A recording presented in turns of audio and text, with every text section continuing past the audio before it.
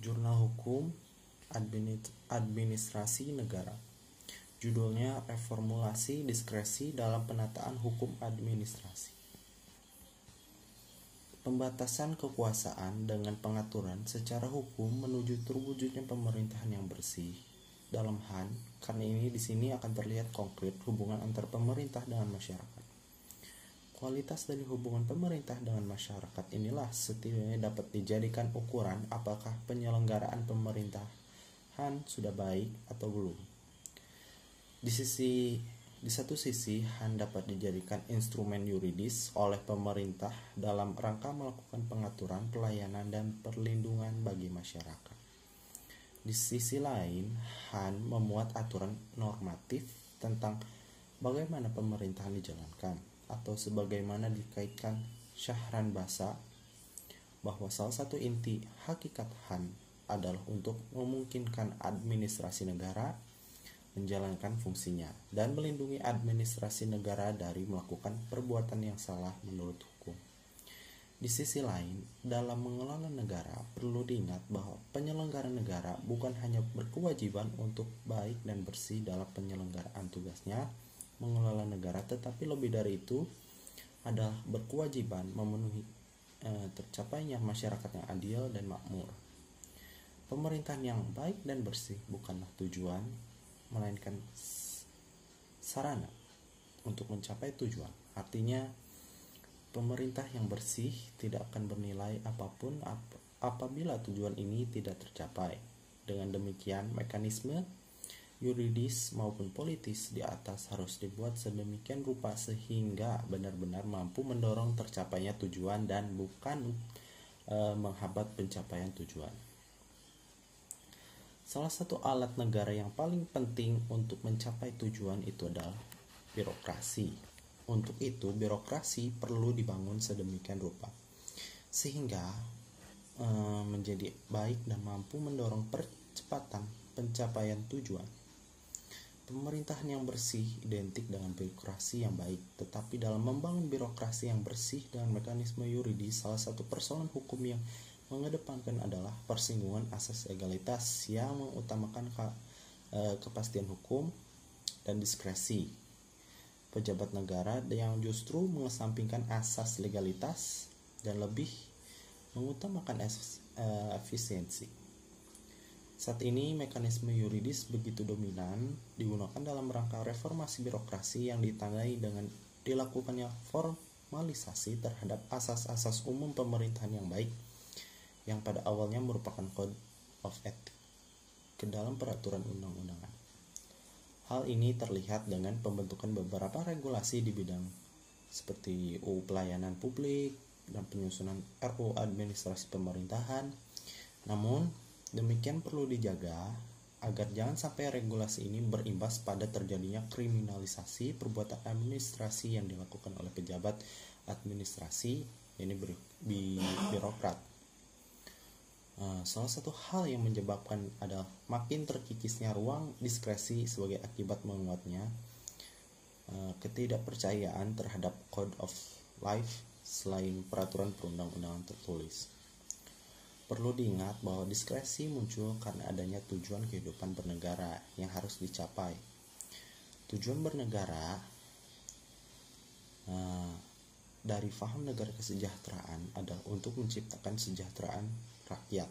Tidak dapat dipungkiri bahwa negara Indonesia pun merupakan bentuk negara kesejahteraan modern yang tercermin dalam pembukaan Undang-Undang 1945 dalam paragraf 4 dari pembukaan Undang-Undang 1945 tersebut tergambarkan secara tegas tujuan bernegara yang hendak dicapai. Hal tersebut mengakibatkan pemerintah harus aktif berperan mencampuri bidang kehidupan sosial ekonomi masyarakat yang mengakibatkan administrasi negara tidak boleh menolak untuk mengambil keputusan ataupun bertindak dengan dalih ketiadaan peraturan perundang-undangan. Oleh karena itu, untuk adanya keleluasan bergerak diberikan kepada administrasi negara, yakni pemerintah, suatu kebebasan bertindak yang seringkali juga disebut Fries Ernest sepanjang tidak ada penyalahgunaan kewenangan. Di dalam menjalankan pemerintahan pemerintah telah dilengkapi dengan kewenangan baik yang bersifat atribut maupun yang bersifat delegatif. Dengan adanya perkembangan masyarakat, maka seringkali terdapat keadaan-keadaan tertentu atau mendesak yang membuat pejabat atau badan administrasi pemerintah tidak dapat menggunakan kewenangannya, khususnya kewenangan yang bersifat terikat. Dalam melakukan tindakan hukum dan tindakan secara normal, sebagai negara yang bertujuan untuk memajukan kesejahteraan umum, melekatnya fungsi memajukan kesejahteraan umum dalam welfare state, yakni negara kesejahteraan, menimbulkan beberapa konsekuensi terhadap penyelenggaraan pemerintahan, yaitu pemerintah harus berperan aktif mencampuri bidang kehidupan sosial ekonomi masyarakat. Untuk itu, kepada pemerintah dilimpahkan Besturzuk atau public service agar servis publik dapat dilaksanakan dan mencapai hasil maksimal. Pertama, diskresi dalam hukum administrasi. Menurut Kamus Hukum, diskresi berarti kebebasan mengambil keputusan dalam setiap situasi yang dihadapi menurut pendapatnya sendiri. Sedangkan menurut hukum yang dicita-citakan, yaitu ius constituendum, konsepsi ini berbeda dengan rancangan Undang-Undang Administrasi Pemerintahan draft bulan Juli 2008, di mana dalam pasal 6 mengartikan diskresi sebagai wewenang badan atau pejabat pemerintah dan atau badan hukum yang lainnya memungkinkan untuk melakukan pilihan dalam mengambil tindakan hukum dan atau tindakan faktual dalam administrasi pemerintahan. Selain itu, terdapat beberapa pakar hukum yang memberikan definisi diskresi secara bervariasi, di antaranya adalah Indro Harto, Sahran Basa, Diana Halim, dan lain-lain. Diskresi sebagai wewenang fakultatif, yaitu wewenang yang tidak mewajibkan badan atau pejabat tata usaha dengan menerapkan wewenangnya, tapi memberikan pilihan sekalipun hanya dalam hal-hal tertentu sebagaimana ditentukan dalam peraturan dasarnya. Reformulasi diskresi dan penataan HAN. Salah satu agenda penataan HAN adalah pembentukan undang-undang tentang administrasi pemerintahan yang hingga saat ini masih dibahas. Dalam rangka pembentukan undang-undang tersebut, perlu dilakukan juga harmonisasi terhadap peraturan perundang-undangan yang lain. Salah satu yang paling penting adalah harmonisasi antara RUU Administrasi Pemerintahan dengan Undang-Undang Peradilan Tata Usaha Negara serta Undang-Undang Pemberantasan Korupsi agar diskresi bisa dimasukkan sebagai bagian yang penting.